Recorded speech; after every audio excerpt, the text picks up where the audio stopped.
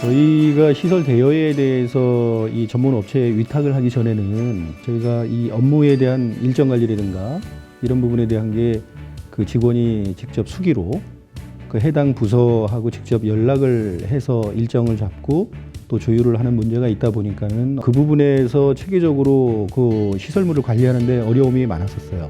그러니까 행사를 시작하고 끝까지 다 정리를 해줘야지 되는 부분들이 있기 때문에 주말이 없을 정도로 계속 담당자들이 나와야 되는 상황이었죠.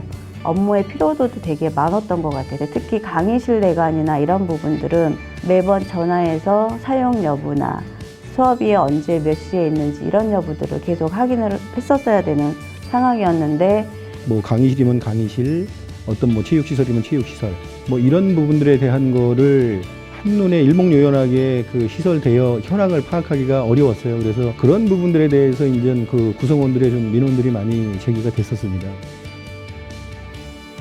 그러니까 과거의 경우에 봤었을 때는 대관을 의뢰하면은 가능한지 여부 확인, 금액 확인, 견적서를 요구하는 경우 견적서를 발행을 해줘야 되는 경우, 세금계산서 발행의 경우, 그러한 업무들을 스쿠셔링 전화번호만 알려주면은 저희가 그 업무들을 안 해도 되는 거니까 업무의 양이 엄청나게 줄었다고 봐주시면 될 것 같아요.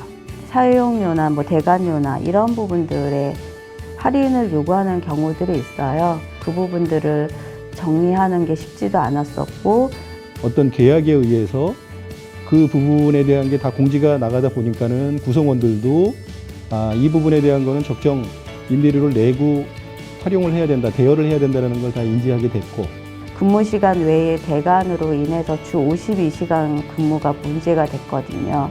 근데 이제 스쿨 쉐어링을 통해서 진행을 하다 보니까 그러한 부분들에 있어서는 해소가 됐다라고 봐요. 스쿨 쉐어링이라고 하는 시스템을 통해 갖고서는 학교에 있는 모든 시설물을 다 입력이 되어 있으니까 확인하는 부분들, 어떤 거를 대관을 할 때에도 여기가 가능한지 여부들 확인이 쉬웠던 것 같고요. 전산하고 어떤 시설 대여하고 이런 학사 일정, 학교 일정, 그 다음에 시설 대여 어떤 관련된 일정, 이게 이제 삼위일체가 되다 보니까 어떤 업무의 효율성이라든가 어떤 행정의 어떤 적극성이라든가 이런 부분에서는 어떤 큰 효과가 있었다라고 저희가 확인하고 있습니다.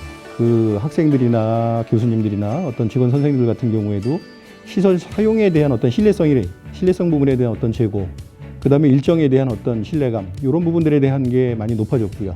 지금은 이제 전 부서가 담당자들이 모든 내용들을 공유가 되니까는 한 번에 전화로 모든 업무를 처리할 수 있었으니까는 편리하죠. 그 다음에 스쿨 쉐어링하고 저희하고도 협약을 했었을 때에 일단은 학교가 무조건 우선이다. 그리고 학교 수업이 먼저고, 그 다음에 학교의 주요 행사가 두 번째고, 그 다음에 학생이 쓰겠다라고 하면은 학생 쓰는 것이 우선이다가 우리가 맨 처음에 진행을 했었을 때 기본 원칙이었어요. 지금은 또 마찬가지로 동일한 원칙으로 사용을 하고 있기 때문에 학교 수업이 되어 있거나 행사가 되어 있거나 그러면은 스쿨 쉐어링에서는 그 부분들에 있어서는 대관을 안 하는 거죠. 그래서 외부 대관을 통해 갖고서 수입은 연 한 250 정도였었는데 2019년도에는 월 평균 한 1,600만 원 정도였고요.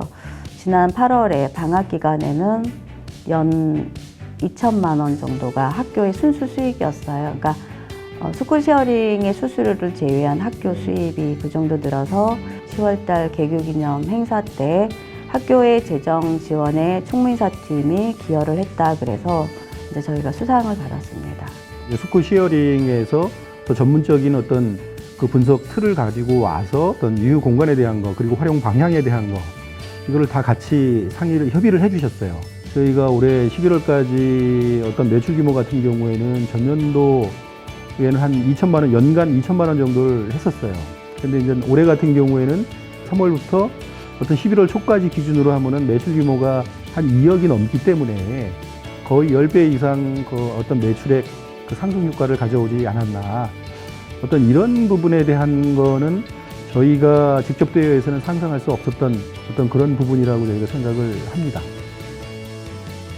그 자체적으로 갖고 있는 그 플랫폼 기반, 그게 이제 학사하고 그 시설하고 연동할 수 있는 그러한 능력, 그 다음에 이 운영 체계를 통해 가지고 자연스럽게 그 학교 브랜드 가치가 높아진다라는 어떤 효과, 어떻게 가면 더 학교에 이익이 되고 학교의 교육의 수입 부분에 대해서 어떻게 더 창출을 할지 그 부분에 대한 건 같이 고민을 해 가면서 그렇게 해나가고 싶습니다.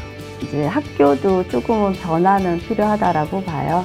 어떤 식으로 간에 변화는 필요한데 그 변화의 기본적인 거는 재정 확보가 우선적이기 때문에 현재 가지고 있는 시설을 스쿨 쉐어링을 통해서 진행을 한다라고 하면은 학교에도 많은 재정적 기여를 할 거라고 생각이 되고, 스쿨 쉐어링은 2017년도 처음 시작했었던 그 마음으로 모든 대학에 그렇게 업무를 해주신다라고 하면은 학교도 좋을 거고, 그다음 스쿨 쉐어링도 계속 발전할 거라고 생각합니다.